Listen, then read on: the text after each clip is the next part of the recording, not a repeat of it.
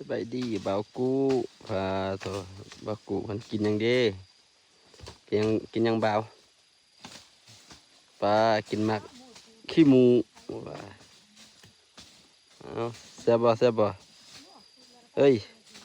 บ่าวแซ่บบ่เพิ่นมาเบิ่งคนงานเพิ่นผู้ลายได้คนงานเพิ่นมาทางปลามานี่ใช้ชีวิตแบบชิวๆไม่ได้คิดอุกหยังเลยผู้กินแล้วควัดแก้มมานี่ได้หมักขี้มูแล้วก็ดีใจอมปูดเป็นเห็ดป้าต่อเบาเสร็จขี้มูกขี้มูกย่อยเลยเงาะกินดอกแก้วตลกบ่าวนี่